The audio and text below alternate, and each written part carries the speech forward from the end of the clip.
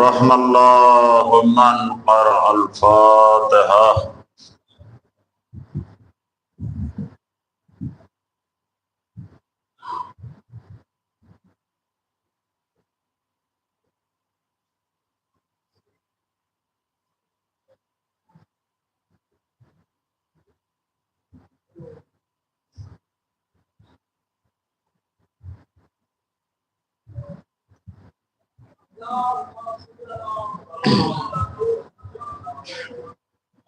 ماشاء اللہ لا حول ولا قوة الا باللہ العلی العظیم. حسبنا اللہ ونعم الوکیل نعم المولا ونعم النصير. أعوذ بالله من الشيطان الرجيم. بسم الله الرحمن الرحيم. الحمد لله رب العالمين. الصلاة والسلام والتحية والإكرام على النبي الأمي القرشي الأبتهي المكي المدني العربي السراج المسيب الكوكب الدري صاحب الوقار والسكينة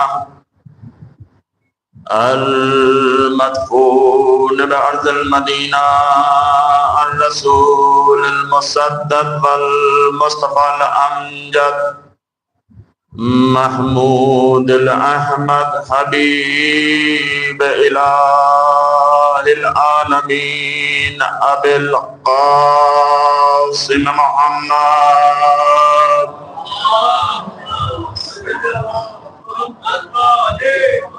الذي كان المعراج سفره والبراق مركبه وسدرة المنتهى منزله وقاب قوسين أو أدنى مقامه.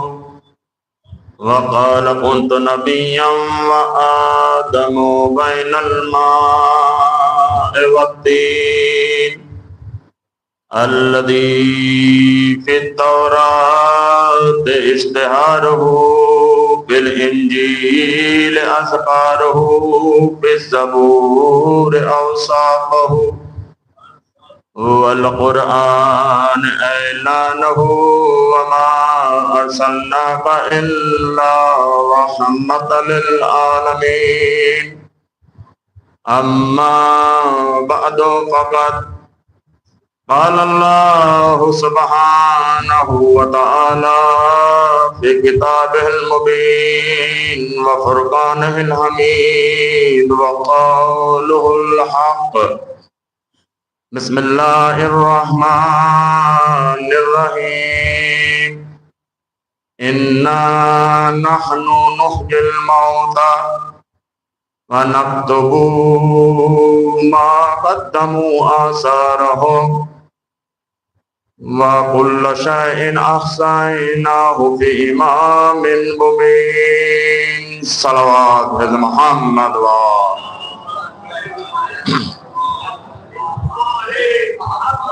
مامنی حضرات، آپ لوگوں سے گزارش ہے ایک مرتبہ سورہ توحید، ایک مرتبہ سورہ حمد اور 3 مرتبہ سورہ توحید کی تلاوت فرما کر مرحومہ و مغفورہ کنیز مرتضی بنت علی حسنین کی روح کو ارسال فرما دیں. اللہم صلی علی محمد وآل محمد. اللہم صلی علی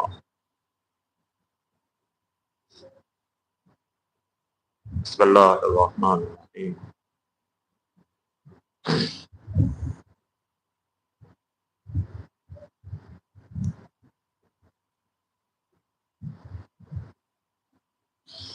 بسم اللہ الرحمن الرحیم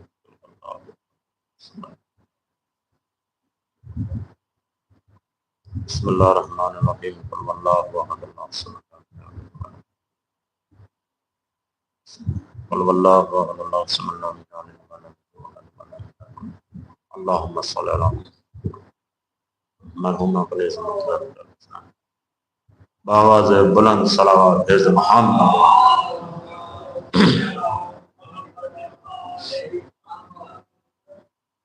سامعین اکرام، بزرگان ملت، دوستان عزیز، قرآن مجید و فرقان حمید کی جس آیت کریمہ کی تلاوت کرنے کا شرف حاصل کیا ہے وہ قرآن مجید کا وہ مشہور و معروف سورہ ہے جس کی تلاوت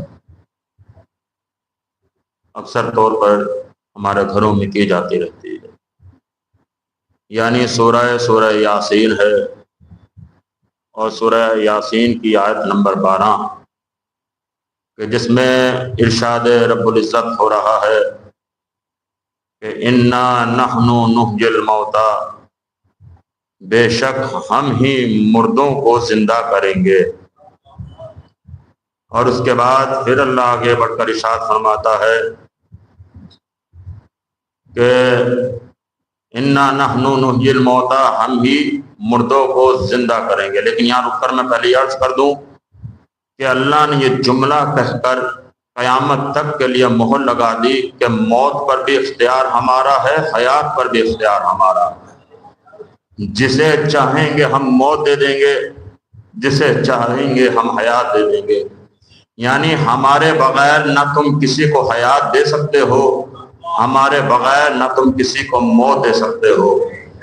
جسے ہم بھیجنا چاہیں گے اسے نمرود اور فرعون کی طاقتیں مل کر بھی نہ روک پائیں گی، اور جسے ہم بلانا چاہیں گے اسے حکیم لقمان، افلاطون اور ارسطو جیسے مل کر بھی نہیں بچا پائیں گے۔ اس لیے کہ اگر اس کا اختیار تمہیں دے دیا ہوتا تو تم بچا بھی سکتے تھے، اور اگر حیات کا اختیار دے دیا ہوتا تو تم ان کو پیدا بھی کر سکتے تھے۔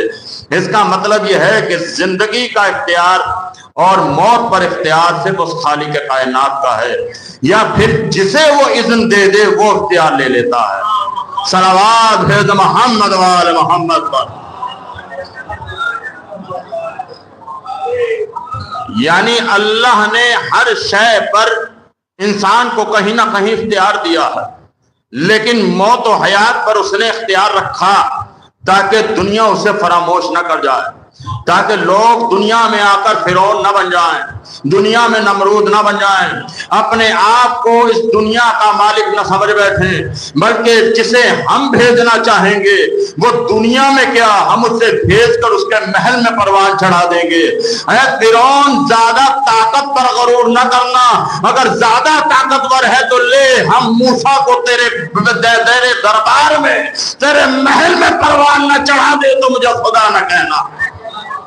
یعنی فرعون کے دربار میں موسیٰ کو بھیجا نہیں بلکہ پروان چڑھا دیا، اور پروان چڑھا کر وہ فرعون کہ جس نے موسیٰ کو آنے کے لیے روکنے کے لیے 70,000 سے زیادہ بچے قتل کرا دیے، لیکن جس کو خدا نے بھیجنا تھا وہ آ کر رہا، اور جسے خدا نے بلانا تھا وہ جا کر رہا۔ اور اللہ نے یہی اعلان کیا اگر تمہارا ذرہ برابر بھی اختیار ہے تو پھر دنیا کے بڑے بڑے بادشاہ کو بچا کر دکھا دو۔ دنیا میں کوئی کتنا بڑا طاقتور لیڈر کیوں نہ ہو، کتنا ہی طاقتور جو ہے افسر نہ ہو، کتنا ہی بڑا ڈاکٹر کیوں نہ ہو، ہم نے تو دنیا میں دیکھا دوسروں کو ہارٹ اٹیک سے بچانے والے، ہارٹ کا آپریشن کرنے والے خود ہارٹ اٹیک سے مر گئے۔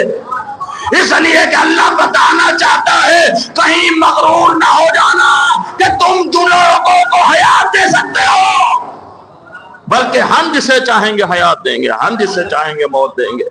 جو دنیا کے ہارٹ کا آپریشن کر کے ہارٹ اٹیک سے بچا رہے ہیں وہ خود ہارٹ اٹیک سے مر رہے ہیں۔ کیوں؟ اس لیے کہ اللہ ایک نظام دینا چاہتا، تمہیں صرف ذریعہ بنایا ہے لوگوں کو شفا دینے کا، لیکن یہ نہ سمجھ لینا حیات پر تمہارا اختیار ہے. ہم نے تمہیں ہارٹ اٹیک اس لیے دیا تاکہ دنیا سمجھ لے اس سے اوپر بھی کوئی طاقت ہے، اس سے اوپر بھی کوئی طاقت ہے جو تم سے زیادہ اختیار رکھنے والی ہے.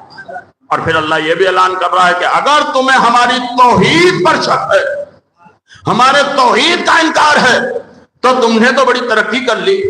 تم چاند پر پہنچ گئے، تم آسمانوں پر پہنچ گئے، تم ایٹم بم بنا بیٹھے، تم میزائلیں بنا بیٹھے، تم آسمان چکے. تو اب اگر اتنی طاقت ہے تو تھوڑی اور کوشش کر لو، ہو سکے تو آؤ پھر میرے مقابلے میں. جسے ہم موت دینا چاہے اسے بچا کے دکھا دو، اور جسے ہم بھیجنا چاہے اسے روک کر دکھا دو. نہ تم روک پاؤ گے اور نہ تم بچا پاؤ گے، اس لیے کہ تم سے بڑی طاقت میرے پاس ہے. جسے ہم چاہیں گے حیات دیں گے، جسے ہم چاہیں گے موت دیں گے. نہ موت تمہارے اختیار میں ہے، نہ حیات تمہارے اختیار میں. ہاں اگر ہم کسی کو اذن دے دیں تو اس کو اتنا اختیار دے دیں گے کہ اگر ٹھوکر بھی مار دے تو مردہ زندہ ہو جائے گا. جسے ہم حیات اختیار دے دیں، اگر ٹھوکر بھی مار دے تو مردہ زندہ ہو جائے گا. اور اگر حیات کی بات کرتے ہو تو اگر ہم اسے اختیار دے دیں، اگر تکبیر کہہ دے تو زندہ مردہ ہو جائے. اگر صرف ایک تکبیر کہہ دے تو زندہ لایا ہوا وہ مردے نہ بدل جائے، اور اگر اختیار دے دے مردے کو ٹھوکر مارے تو زندہ ہو جائے. پتہ یہ چلا اختیار اللہ کے ہاتھ میں ہے، لیکن جسے اذن دے دیتا ہے وہ یہ طاقت لے لیتا ہے. صلوات بھیج محمد وآل محمد.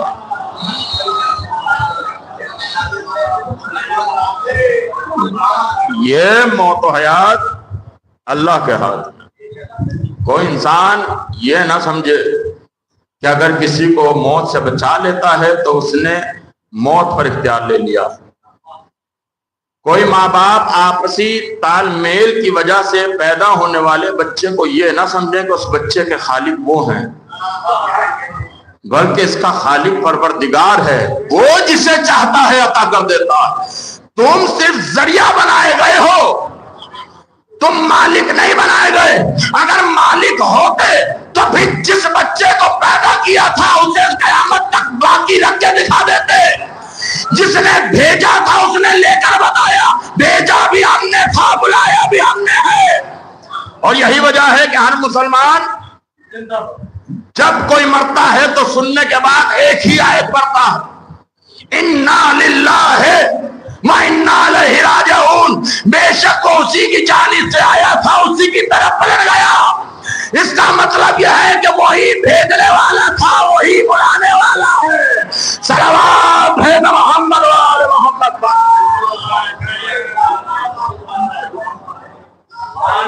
لہذا یہ اختیار اللہ کے ہاتھ میں. جسے چاہے گا موت دے گا، جسے چاہے گا حیات. حیات ہے کیا؟ ہم نے اب تک حیات کو دو طریقوں سے سمجھا ہے. ہم نے دیکھا کہ جب کوئی بچہ دنیا میں آتا ہے وہ دو ہی طریقوں سے آتا ہے، یا تو ماں کے شکم کے ذریعے سے آتا ہے یا پھر انڈے کے ذریعے سے آتا ہے. جتنی مخلوقات ہیں آپ کہیں گے کہ مولانا ہمارے ذہن میں دو ہی ذریعے ہیں.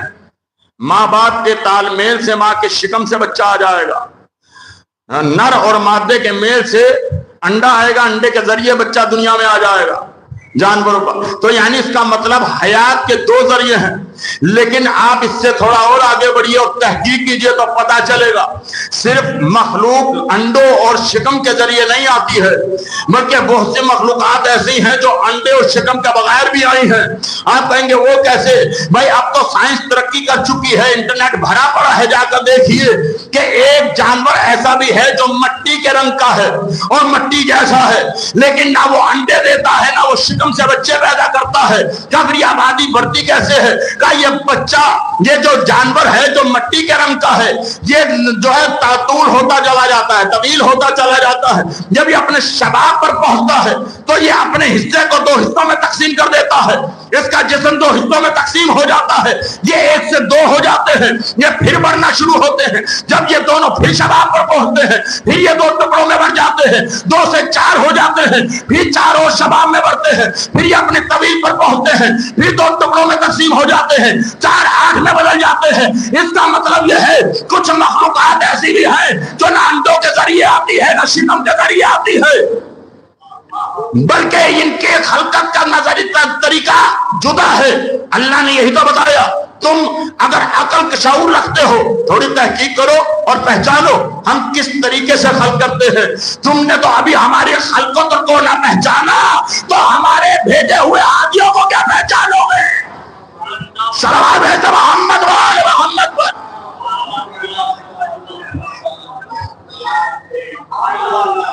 تو مخلوق کئی طریقے سے خلق ہوتی ہے.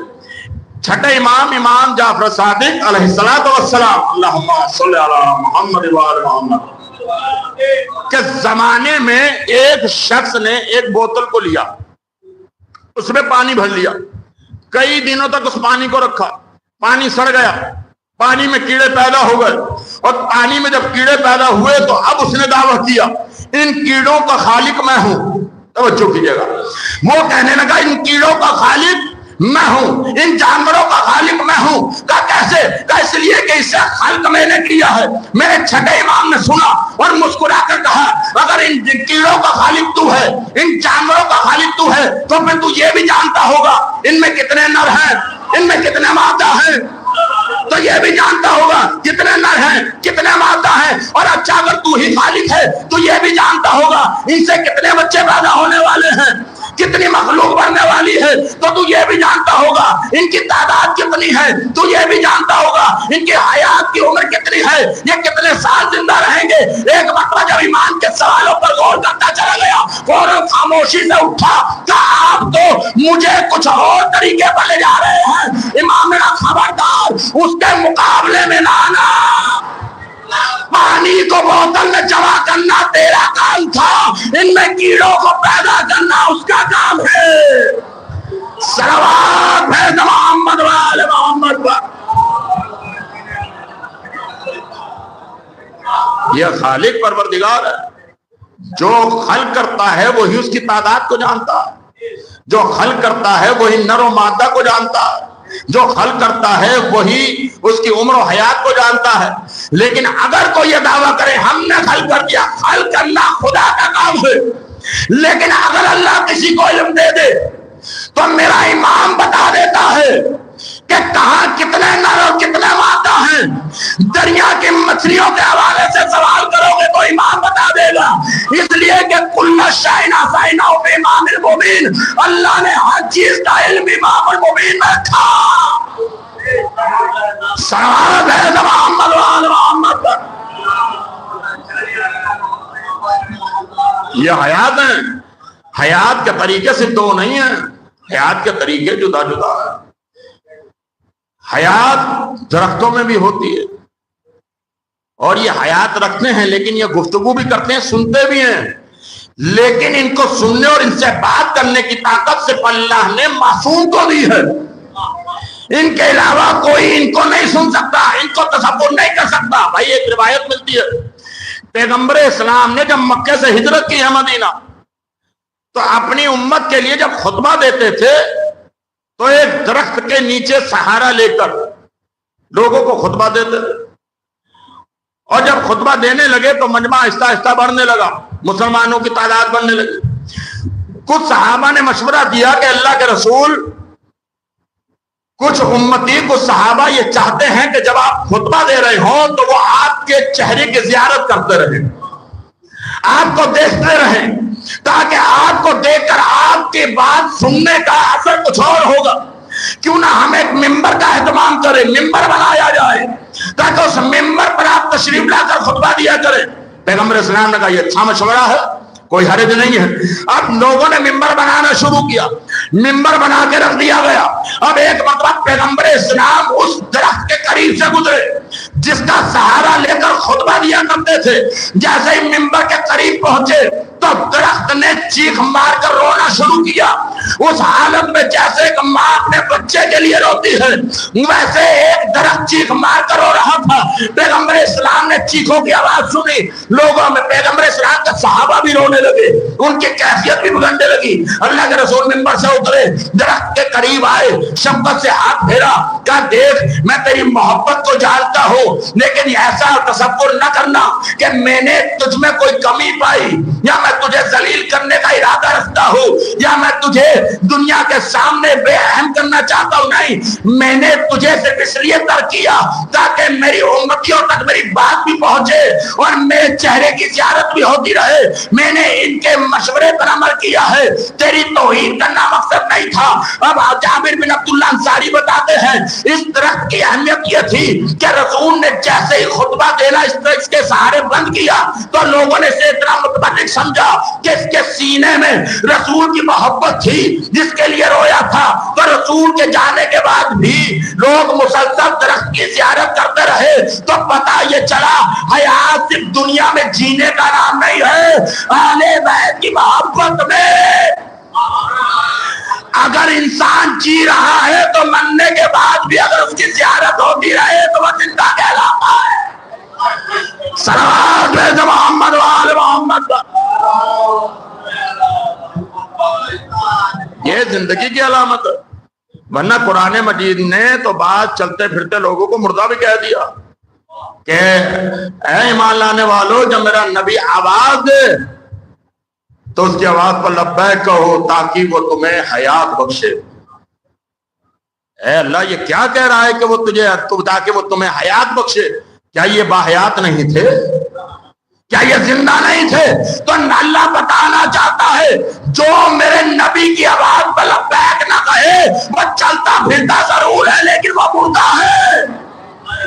लेकिन अगर हयात जिंदगी देखनी है, हयात देखनी है, अगर मेरे नबी की मोहब्बत रखते हुए उसकी आवाज पर लब्बैक कहे, चाहे दुनिया से क्यों ना चला जाए, अल्लाह उसे मुर्दा नहीं कहता, अल्लाह उसे जिंदा समझता।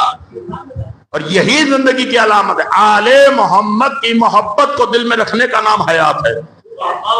इनकी मकसद के लिए जिंदगी को सर्व करने का नाम हयात है। अल्लाह के दीन के लिए जिंदगी सर्व करने का नाम हयात है। मकसद हुसैन को लोगों तक पहुंचाने का नाम हयात है। अहले बैत की जिंदगी में जीना भी क्या जीना है, ये मौत से बदतर है, इसलिए कि अहले बैत के बुग़्ज़ में जो जी रहा है वो जिंदा नहीं मुर्दा कहलाता है। और जो अहले बैत की मोहब्बत में मर जाए, और ये तो हदीस है, मन माता अला हुब्बे आले मोहम्मदिन माता शहीदा।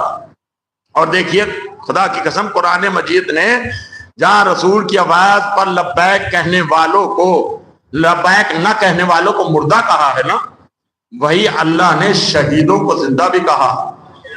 सूरह बकरा में अल्लाह ने क्या इरशाद फरमाया, बिस्मिल्लाहिर्रहमानिर्रहीम, वला तक़ूलू लिमन युक़्तलू फी सबीलिल्लाहि अमवात बल अहयाउ वला तफ़अलून वलाकिन ला तफ़अलून। लेकिन तुम लोग सोच नहीं रखते, समझ नहीं रखते, तफक्कुर नहीं रखते, तुम समझ ही नहीं सकते, शऊर ही नहीं रखते कि वो कैसा जिंदा है जो अल्लाह की राह में शहीद हो जाए।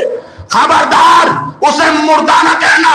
हमें इसकी तफसीर बताती है कि एक जंग में जब पैगंबर इस्लाम की हमायत में कुछ लोग कत्ल हो गए और जो बुज़दिल भाग कर आ गए, तो उन्होंने ये कहना शुरू किया, अम्मा वो तो मारे गए, वो तो वहां कत्ल हो गए, वो तो मर गए, वो मिट गए। अल्लाह ने आयत को भेजा, रसूल इनसे कह दो खबरदार ये ना कहें उन्हें मुर्दा जो हमारी राह में शहीद हो गए हैं, बल्कि वो तो जिंदा है। लेकिन ये शऊर नहीं रखते, ये इल्म ही नहीं रखते, ये कैसे जिंदा हैं, ये कैसे बाहयात हैं। और यही नहीं कि वला तक़ूलू कहकर कहने से मना किया है, बल्कि अल्लाह ने सूरह आले इमरान में ये भी ऐलान किया, वला तहसबन्नल्लज़ीना कुतिलू फी सबीलिल्लाहि अमवात बल अहयाउन इंदा रब्बिहिम युरज़क़ून। खबरदार, कहना तो दूर, ज़हनों में तसव्वुर भी ना करना कि जो अल्लाह की राह में मारे जाए वो मुर्दा होते हैं, बल्कि वो तो जिंदा है, वो अपने अल्लाह के पास से रिस्क पा रहे हैं।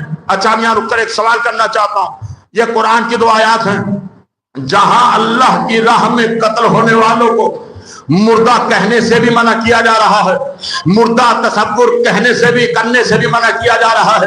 بھائی یہ تو ہے قرآن کا دعویٰ، قرآن اس کا دعویٰ کر رہا ہے، تو یہ تو قرآن کا دعویٰ ہے نا، تو پھر دلیل کیا ہے؟ قرآن تو خود اعلان کر رہا ہے۔ کیا قرآن اعلان کر رہا ہے؟ ہاتھو برہانکم ان کنتم صادقین، اگر تم اپنے دعوے میں سچے ہو تو لاؤ، برہان لے آؤ، دلیل لے آؤ۔ اب کوئی غیر مسلم آ کر آپ سے کہے بھائی آپ کا قرآن اعلان کر رہا ہے کہ ہمارے راہ میں قتل ہونے والوں کو مردہ نہ کہنا بلکہ وہ زندہ ہے، وہ شہید زندہ ہے، اپنے رب سے رزق پا رہا ہے، یہ تو قرآن اعلان کر رہا ہے۔ لیکن اگر کوئی غیر مسلم سوال کرے تو کیا جواب دیا جائے؟ اب کوئی کہے بھائی یہ قرآن کا اعلان ہے تو ماننا ہوگا، تو پلٹ کر وہ سوال کرے گا بھائی قرآن ہے تمہارے لیے، ہمارے لیے معتبر نہیں ہے، ہم کیسے مانیں؟ قرآن نے کہا ذالک الکتاب لا ریب، اس پر ایمان رکھنا تمہاری ذمہ داری ہے، ہمارا اس پر ایمان نہیں ہے، ہمیں تو دلیل چاہیے۔ دعویٰ کر رہا ہے قرآن ثابت، لیکن ضروری ہے یہ دلیل بھی دے۔ لیکن دلیل کہاں سے لاؤ گے؟ ساری دنیا کے مسلمان 73 فرقوں میں 72 فرقے تو خاموش رہنا چاہیں تو خاموش رہ سکتے ہیں، اور خاموش رہیں بھی کیوں؟ اس لیے کہ ان کے پاس دلیل نہیں ہے، نہ یہ دلیل لا سکتے ہیں۔ لیکن الحمدللہ واحد یہ فرقہ جعفریہ شیعہ حیدر کرار سینے پر ہاتھ مار کر یہ کہے گا کہ ہمارے پاس دلیل بھی ہے، ہمارے پاس برہان بھی ہے، دلیل ہم پیش کریں گے، اس لیے کہ دعویٰ قرآن کر رہا ہے، قرآن ہے قرآن ثابت، دلیل میں قرآن ہی دے گا، لیکن وہ قرآن ناطق ہوگا۔ کہ اگر دلیل لینا چاہتے ہو آ جاؤ کوفے سے شام کے بازار، نوکے نیزہ پر قرآن پڑھ کے نہ سنا دو تو پھر نہ کہنا کہ میں زندہ ہوں۔ قرآن پڑھ کر دلیل دی گئی کہ ہم زندہ ہیں، ہمیں مردہ نہ کہنا۔ یہ تصور کرنا بھی غلط ہے کہ یہ مردہ ہیں۔ ساری دنیا کے مسلمان خاموش رہ سکتے ہیں، شیعہ خاموش نہیں رہ سکتا۔ پہلی وجہ کیا ہے قرآن پڑھنے کی؟ نوکے نیزہ پر 13 مقامات ایسے ہیں جہاں امام حسین نے نوکے نیزہ پر قرآن پڑھا۔ پہلی وجہ تو یہ تھی، جو علماء کرام نے اس کا فلسفہ بیان کیا ہے تلاوت کرنے کا، کہ پہلا فلسفہ، پہلی وجہ یہ تھی کہ تاکہ قرآن کے دعوے کی دلیل بن جائے، اس لیے کہ قرآن دعویٰ کر رہا ہے اور اس کی دلیل یا قرآن ثابت خود دے یا پھر قرآن ناطق دے، اور قرآن ناطق نے نوکے نیزہ پر دلیل دے دی۔ اب آج کے بعد تو دلیل نہ مانگنا کہ شہید کیسے زندہ ہوتا ہے، اس لیے کہ سر تن سے جدا ہونے والے اور مسلمان ہیں کہ خاموش سو جائیں، لیکن ہم وارث قرآن ہیں۔ ہمارا سر کٹ بھی جائے تو قرآن نوکے نیزہ پر پڑھتا نظر آئے گا۔ صلوات بھیج محمد وآل محمد۔ یہ پہلی دلیل، یہ پہلا فلسفہ۔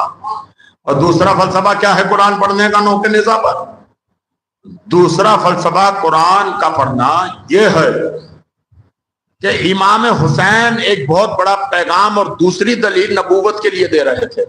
توجہ کیجیے گا، امام حسین نے کوفے سے شام تک، کربلا سے کوفہ، کوفے سے شام 13 مقامات پر قرآن پڑھا نوکے نیزہ پر۔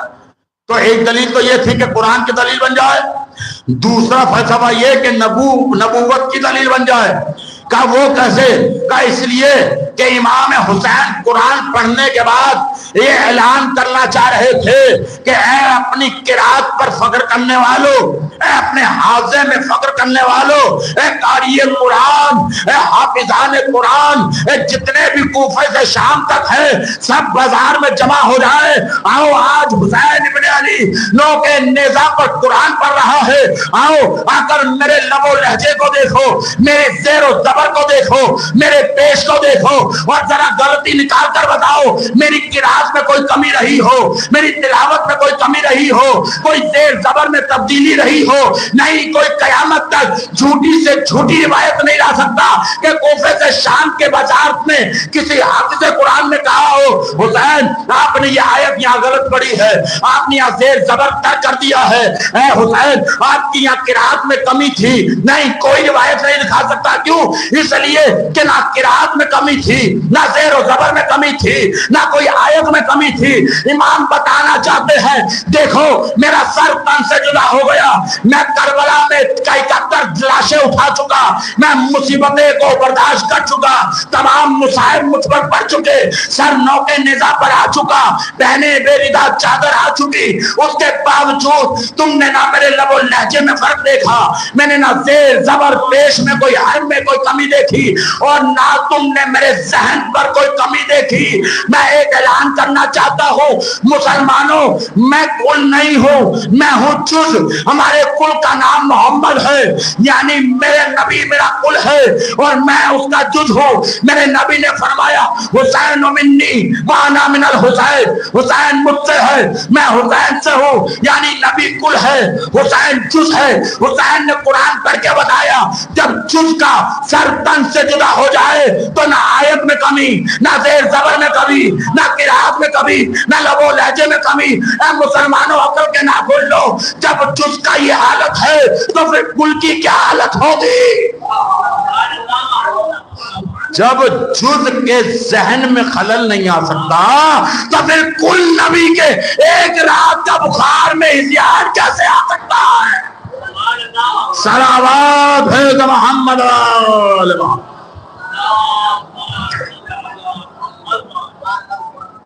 जब जुज़ की ये हालत है, सर कटने के बाद जहन में खलल नहीं आया तो कुल नबी की। मुसलमान ये कह दे कि हिज़ियान आ गया था, बुखार की हालत में हिज़ियान हो गया था। अरे जब जुज़ को हिज़ियान नहीं हो सकता तो कुल को कैसे हिज़ियान हो जाएगा? और तीसरा फलसफा क्या है? का तीसरा फलसफा इमाम हुसैन का ये था, ताकि तिलावत के जरिए बता दिया जाए कि कुरान के वारिस हम हैं, ये नहीं है। कूफे और शाम के दरबार में बैठकर खुद को कुरान के वारिस बताने वालों, तुम अपनी हयात में कुरान नहीं पढ़ सकते तो मरने के बाद क्या कुरान पढ़ोगे? वारिसाने कुरान का ताल्लुक सिर्फ दुनिया तक नहीं होता। हाफिजाने कुरान होना आसान है, वारिसाने कुरान होना आसान नहीं है। भाई दुनिया के अंदर हमने हाफिजाने कुरान देखे और आप भी देखते रहते हैं, सब कुरान हिफ्ज करते हैं और पढ़ते हैं और दावा करते हैं हम 1 महीने में कुरान खत्म कर लेंगे। 1 महीने से ऊपर फिर लोग कम आ गए, हम 15 दिन में कुरान खत्म कर देंगे। 15 दिन से आ गए 10 दिन में कुरान खत्म कर देंगे। 10 दिन से 3 दिन में कुरान खत्म कर देंगे। क्यों भाई? इसलिए कि हम हाफिजान कुरान हैं, हम कुरान के हाफिज हैं, हम कुरान सुना सकते हैं। अच्छा, हयात में 3 दिन में कुरान सुना दोगे, 12 घंटे में कुरान सुना दोगे, हम तो तब माने जब तुम मर के बिस्तर पर पड़े हुए हो, रूह का जिस्म से ताल्लुक टूट जाए। अभी जो 1000, 10,000, 50,000 में पूरा कुरान सुनाने की ताकत रखता था, और जब वो मर जाए, रूह का ताल्लुक जिस्म से टूट जाए, अब उसके पास जाकर के ये हाफिज जी, अब तक तो 10,000 में कुरान सुना देते थे, दीजिए आज 10 लाख दूंगा, एक आयत सुना के दिखाएं। आज 10 अरब दूंगा, एक कुरान सुना के दिखाएं। दुनिया की सारी दौलत दे दूंगा, एक आयत सुना के दिखाएं। एक आयत नहीं सुना सकते, एक हरफ सुना दे, बिस्मिल्लाह की बात सुना दे। क्या कैसी बात करते हो भाई? ये मर चुका है, ये कुरान नहीं सुना सकता। मैंने कहा क्या ये हाफिज कुरान नहीं थे? कहा थे, क्यों नहीं थे? मैंने कहा फिर क्यों नहीं सुनाते? कहा भाई जब तक जिंदा थे सुना सकते थे, अब ये दुनिया से चले गए, नहीं सुना सकते। मैंने कहा ये क्या मामला है? दुनिया में थे तो बड़े पैसे लेकर सुना देते थे, आज अरबों खरबों दिया जाए तो नहीं सुना सकते। कहा इसलिए कि इनके पास जो इल्म था वो इनका अपना वारिसाना इल्म नहीं था। तवज्जो कीजिएगा, ये वारिसाना इल्म नहीं था, इसलिए कि जब ये आए थे तो जाहिल थे, जब ये दुनिया से गए तब जाहिल जा रहे हैं। भाई तवज्जो कीजिएगा, दुनिया में जब कोई इंसान आता है जाहिल आता, और दुनिया से जाता है तब भी वो इल्म से खाली जाता। ये तो जो कब्र में सवाल होंगे ना, वो तो इस एतबार से होंगे कि अगर आपने दुनिया में उसे हासिल कर लिया होगा, वो रूह में कवश हो जाएंगे, आपकी रूह उसका जवाब दे देगी। लेकिन इंसान जब दुनिया में आया डॉक्टर नहीं था, इल्म हासिल किया तो डॉक्टर बना। दुनिया में आया वकील नहीं था, इल्म हासिल किया तो वकील बना। دنیا میں آیا حافظ نہیں تھا، قرآن کو حفظ کیا تو حافظ بنا۔ اس کا مطلب یہ ہے جو دنیا میں آ کر حافظ بنے وہ اور ہیں، جو وہاں سے علم لے کر آئے وہ اور ہے۔ ہمیں تو دو ہی شخصیتیں ایسے ملی، جو آئے تب علم لے کر، جو گئے تو تب علم لے کر، ان کے علاوہ کوئی نظر نہیں آیا۔ آپ کہیں گے وہ کون؟ میں نے کہا جو آیا تھا وہ علی نے آ کر بتایا کہ میں قرآن بھی پڑھنا جانتا ہوں۔ بھائی دیکھیے قرآن مجید میں ایک آیت ہے، الرحمن علم القرآن وخلق الانسان۔ رحمان ہے وہ کہ جس نے علم دیا پھر اس انسان کو خلق کیا۔ ہر آیت کی تفسیر کرتے ہو، اس کی بھی تفسیر کر دو۔ وہ کون رحمان ہے کہ جس نے اس کو دنیا میں بھیجنے سے پہلے علم دیا؟ کوئی تو لے کر آؤ اس دعوے کی دلیل۔ یہ بھی تو قرآن دعویٰ کر رہا ہے کہ الرحمن رحمان ہے وہ پروردگار، علم القرآن جس نے قرآن کا علم دیا، وہ خلق الانسان پھر انسان کو خلق کیا۔ اس کا مطلب قرآن کا علم پہلے دیا، دنیا میں بعد میں بھیجا۔ تو لائیے کوئی ایسا سورما، لائیے کوئی اس کی دلیل، لائیے اس کا کوئی برہان۔ یہ قرآن کا دعویٰ ہے، کس سے دلیل مانگ رہے ہیں؟ اگر قرآن سامن نے دعویٰ کیا ہے تو دلیل بھی قرآن ناطق دے گا۔ تو میں نے دیکھا 13 رجب کی تاریخ تھی، اللہ کا رسول کعبے کے قریب آیا، علی کو آغوش میں لیا، لینے کے بعد علی کو جھک کر علی کے چہرے کی طرف دیکھا۔ میں کہوں گا شاید پوچھنے والا پوچھ لیتا، اے اللہ کے رسول یہ جھک کر کیا دیکھ رہے ہیں؟ تو جب نہیں میرا رسول جواب دیتا، وہی دیکھ رہا ہوں تاکہ دنیا والے پہچان لے جس کے چہرے کو دیکھنا عبادت ہے وہ کوئی اور چہرہ نہیں ہے، یہ علی کا چہرہ ہے۔ صلوات محمد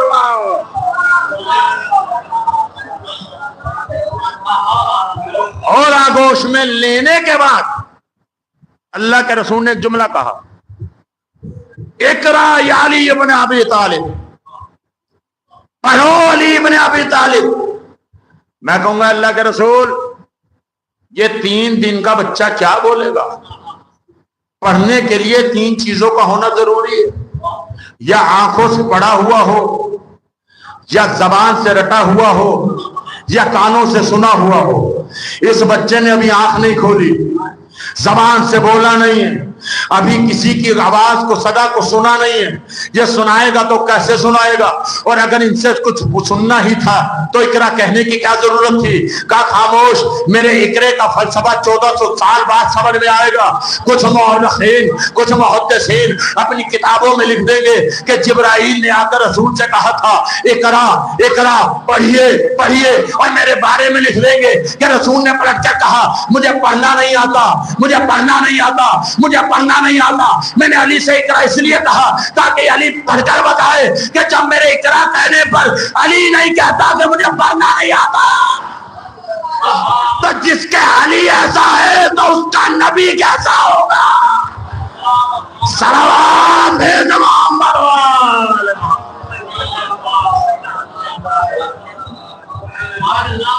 جس کا علی ایسا ہے کہ اقرا کہنے پر صرف قرآن نہیں، جب نبی نے کہا اقرا یا علی ابن ابی طالب، پڑھو علی ابن ابی طالب، تو مولا نے کیا کہا؟ اللہ کے نبی تورات سنا دوں، زبور سنا دوں، انجیل سناؤں یا قرآن سناؤں؟ کیا سننا چاہتے ہیں؟ نبی نے چاروں کتابیں سنی، اور جب سننے کے بعد کہا یا علی تورات تم نے صاحب تورات سے بہتر پڑھی، زبور صاحب زبور سے بہتر پڑھی، انجیل صاحب انجیل سے بہتر پڑھی، قرآن تو ایسے پڑھا جیسے میں پڑھتا ہوں۔ صلوات محمد وآل محمد۔ قرآن تو ایسے پڑھا جیسے میں پڑھتا ہوں، یعنی اقرا کہنے پر جو چاروں کتابیں سنا دے یہ علی کی عظمت ہے۔ علی نے کسی مقام پر بچپن سے لے کے رسول کی آغوش سے لے کر آخری سجدے تک مولا علی نے کہیں کہا ہو کہ میں نہیں پڑھ سکتا، میں نہیں بتا سکتا، میں نہیں سنا سکتا۔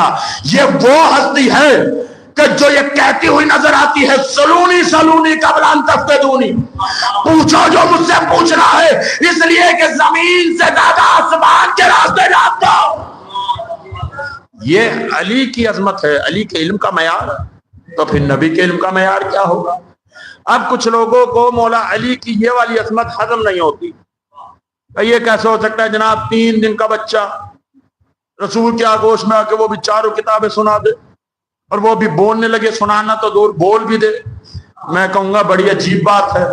अगर सवाल व इश्काल करने पर आ जाओ तो अली के पढ़ने पर सवाल कर लेते हो, और अगर सवाल ना करने पर आओ तो कुरान में ईसा के बोलने पर एतराज नहीं करते हैं, जिसने कुरान में ऐलान कर दिया है इन्नी आतानियल किताब वजअलनी नबियन, मैं किताब लेकर आया हूँ, नबी बनाकर भेजा गया हूँ। यह किताब ईसा कहाँ लेकर आए थे? क्या ईसा के हाथों में किताब थी, या सीने पर किताब रखी हुई थी, या गहवारे में किताब दिखा? नहीं, ईसा के सीने में किताब का नूर रखा हुआ था। मैं कहूंगा ईसा कौन थे? का ये नबी का उम्मती था, यानी मेरे आखिरी नबी मोहम्मद मुस्तफा का नबूवत का ऐलान करने वाला, उसका कलमा पढ़ने वाला, उसका उम्मती था। मैंने कहा उम्मती के बोलना समझ में आता है, नबी का गवाह अली का बोलना समझ में नहीं आता,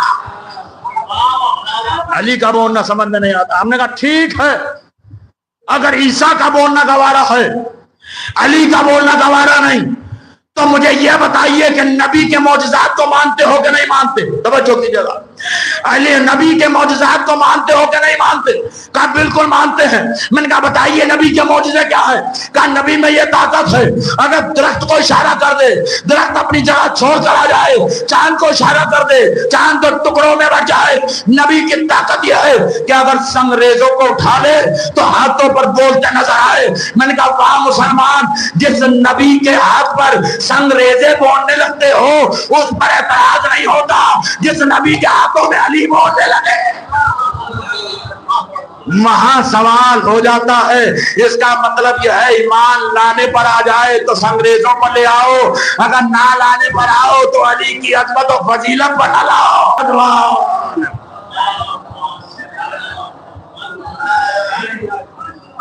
अली की अजमत अगर कम से कम नबी की अजमत समझकर इस रिवायत को कबूल करो। अगर बोलना वाला नहीं देखना चाहते तो कम से कम वो हाथ देख लो जिस पर अली बोल रहे हैं, इस हाथ ही का मौजज़ा समझ लो जिस पर संगरेजे बोलने लगते हैं। ये अली इब्न अबी तालिब का एजाज है, कुरान के पढ़ने के फलसफे। लेकिन कहां कहां कुरान पढ़ा है, उसके फलसफों के साथ और भी बहुत से फलसफे उलमा ने बयान किए, क्योंकि 13 मरतबा पढ़ा गया है ना। कहीं मकसद कुरान के दलील बनना था, कहीं मकसद नबूवत की दलील बनना था, कहीं मकसद कुरान का वारिस बताना था, और कहीं मकसद अपनी बहन ज़ैनब के पर्दे को बचाना था। इसलिए अजीज़ान मोहतरम, रिवायत के जुमले हैं। मैं स्वयं की मजलिस में जनाब फातिमा के मसाइब पढ़ चुका था और बेटों को पुरसा दे चुका था। आज भाइयों को उनकी बहन का पुरसा देना चाहिए। कौन बहन ज़ैनब? जिसको अपने भाई हुसैन से बड़ी मोहब्बत है, जो अपने भाई के बगैर रह नहीं सकती थी।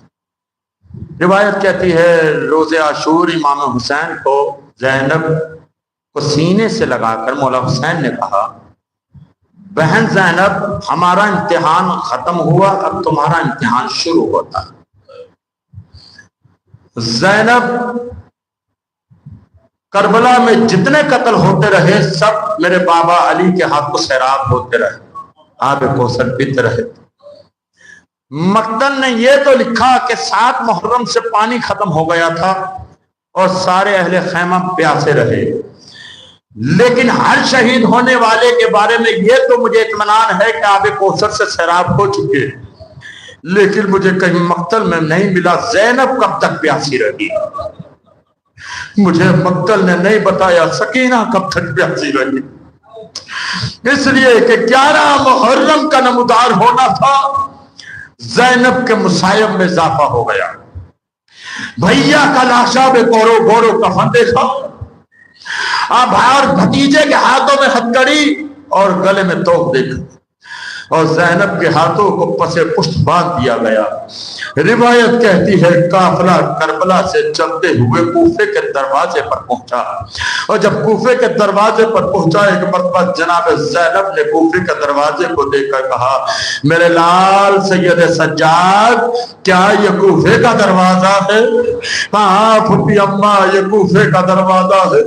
ایک مرتبہ کہا ہے فضا ذرا شمر سے کہہ دو کہ ہمیں اس دروازے سے نہ نکل جائے، ذرا اس شمر سے کہو ہمیں اس دروازے سے نہ لے جائے گا۔ کیوں؟ کہا اس لیے کہ یہ وہی کوفہ ہے جہاں میرا بابا حکومت کر چکا ہے، جہاں میرا بابا حاکم رہ چکا ہے۔ روایت کے جملے ہے کہ جب مولا کائنات نے کوفے میں حکومت کی ہے تو کوفے میں جب حکومت کی اور حاکم بن گئے تو بیٹے حسن کو خط بھیجا، میرے لال حسن میری بیٹی زینب اور ام کلثوم کو لے کر کوفہ آ جاؤ، اور جتنی جلدی ہو سکے کوفہ تشریف لے آؤ۔ اور پھر آخر میں ایک جملہ لکھا میرے لال خیال رکھنا کوفے میں جب وارد ہونا تو ایسا لمحہ ہو تاریکی چھا چکی ہو، رات کا اندھیرا ہو دن کا اجالا نہ ہو، بازار بند ہو چکا ہو۔ جب میری بیٹیوں کو لاؤ تو ایک ہماریاں محمل سجا کر لانا جس میں پردوں کا اہتمام ہو، کوئی زینب کو دیکھ نہ سکے۔ ارے ایک وہ مرحلہ تھا کہ جب زینب مدینے سے کوفہ لائی گئی تھی تو ہماریاں سجی ہوئی تھی، پردوں کا اہتمام تھا، بازار بند کرایا گیا تھا، رات کا اندھیرا تھا، لیکن ہائے 11 آج وہی زینب اسی کوفے کے بازار سے گزاری جائے گی۔ جناب فضا شمر کے قریب آئے، اے شمر میری شہزادی کہتی ہے ہو سکے تو ہمیں اس بازار سے نہ گزار، کسی اور دروازے سے لے جا۔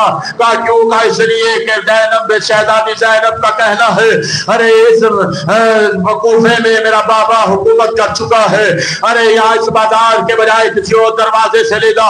شمر جواب دیتا ہے فضا جا کر اپنی شہزادی سے کہہ دو آج وہ کوفے کی شہزادی بن کر نہیں آ رہی ہے، آج ابن زیاد کی قیدی بن کر آ رہی ہے، آج اسی بازار سے جانا ہوگا۔ جیسے زینب نے سنا ایک مرتبہ تڑپ کر کہتی ہے فضا جا کے شمر سے کہہ دو اگر تو اسی دروازے سے لے جانا چاہتا ہے ارے کم سے کم اتنا احسان کر دے کہ ہمارے لیے پردوں کا اہتمام کر دے، ارے تاکہ چادروں کے ذریعے اپنے چادروں کو ڈھک سکے، اپنی چادروں کو ڈھک سکے۔ روایت کہتی ہے فضا نے پھر شمر سے کہا شمر میری شہزادی کہتی ہے ہمیں کوفے کے بازار سے گزارنے سے پہلے ہمارے لیے چادروں کا اہتمام کر دے تاکہ چادروں کے ذریعے سروں کو ڈھک سکے۔ شمر کہتا ہے فضا جا کر زینب سے کہہ دو آج اسے برہنہ سر اس بازار سے جانا ہوگا، آج برہنہ سر ہی چادر بغیر چادروں مکنا کے اس بازار سے گزرنا ہوگا۔ فضا نے آ کر زینب سے کہا، جناب زینب نے پھر جملہ کہا اے فضا اچھا ایسا ہے تو جا کر شمر سے کہہ دو اگر تو ہمیں اس بازار سے لے جانا چاہتا ہے چادریں نہیں دینا چاہتا تو کم سے کم اتنا احسان کر دے اور ہمارے ان ہاتھوں کے رسن کو کھول دے تاکہ ہاتھوں کے ذریعے اپنے چہروں کا پردہ کر سکے۔ جب شمر سے کہا شمر کہتا ہے فضا جا کر شہزادی سے کہہ دے کہ آج کس بازار سے نہ ہاتھ کھولے جائیں گے نہ چادریں دی جائیں گی، ایسے ہی برہنہ سر پھرایا جائے گا۔ زینب نے جملہ سنا، جلال میں آ کر کہا شہ فضا شمر سے کہہ دو زینب مر تو سکتی ہے لیکن اس بازار سے نہیں گزار سکتی، زینب مر تو سکتی ہے اس بازار سے اس حالت میں نہیں گزر سکتی۔ جیسے شمر نے جملہ سنا تازیانہ ہوا میں لہراتا ہوا سید سجاد کے قریب آیا، اے سید سجاد اپنی پھپھی اماں سے کہو کہ اس بازار سے گزرنے کے لیے آمادہ ہو جائے ورنہ میرا تازیانہ ہوگا اور تمہارا جسم ہوگا۔ میرے مولا سید سجاد نے ایک مرتبہ بابا کے کٹے ہوئے سر کو دیکھا، ایک مرتبہ پھوپھی اما کے چہرے کو دیکھا اور سر کو جھکا لیا۔ ایک جملہ کہا ہے، پھوپھی اما ذرا بابا کے سر پر نظر کیجئے۔ جیسے ہی زینب نے بھیا کے کٹے سر کو دیکھا، نوکے نیزہ پر ہوا کا جھونکا آیا، چہرے سے بال ہٹے۔ زینب نے کیا دیکھا؟ حسین کے کٹے سر سے آنکھوں سے آنسو ٹپک رہے تھے۔ زینب تڑپ گئی، اے بھیا آپ گریہ نہ کرے، زینب جانے کے لیے آمادہ ہے۔ ارے زینب بازار سے گزر جائے گی۔ اے بھیا جس زینب کو آپ کو حیات میں آپ کا رونا گوارا نہ تھا، آج اس نوکے نیزہ پر زینب آپ کے آنسو کیسے برداشت کر سکتی ہے؟ اے بھیا زینب کوفے سے شام کے بازار سے جس حالت میں چاہے گزر جائے گی۔ انا للہ و انا الیہ راجعون۔ سیعلم الذین ظلموا ان منقلب ینقلب۔ بار الہ تیرے واسطہ ہے محمد وال محمد کا، ہماری اس مختصر سی عبادت کو قبول فرما۔ میرے معبود ہمارے ان آنسوں کو رمال سیدہ میں جمع عنایت فرما۔ اللہ جب روزگار ہم روزگار عطا فرما، کہ پریشان ہم پریشانی دور فرما، جو بیمار ہیں بیمار کربلا کے صدقے میں شفا کاملہ واجلہ عطا فرما۔ جن کے والدین اس دنیا سے رخصت ہو گئے انہیں بری کے رحمت فرما۔ جن کے والدین باحیات ہیں انہیں صحت و سلامتی کے ساتھ عمر طولانی عطا فرما۔ میرے معبود اس مجلس کا جو بھی تو نے ثواب معین کیا ہے، اس کا ثواب مرحومہ کے نام اعمال میں ارسال فرما۔ میرا معبود مرحومہ کے درجات کو بلند فرما، انہیں فشار قبر سے محفوظ فرما، جوار معصومین میں جگہ عنایت فرما، برزخ کا سفر آسان فرما، آخری امام حجت کے ظہور میں تعجیل فرما، ہمیں ان کے ناصرین میں شمار فرما۔ ربنا تقبل منا انک انت السمیع العلیم۔ آپ حضرات سے گزارش ہے مرتبہ سورہ حمد 3 مرتبہ سورہ توحید کی تلاوت فرما کر مرحومہ و مغفورہ کنیز مرتضیٰ بنت علی حسنین کی روح کو احسان فرما دے۔ اللہم صلی علی محمد۔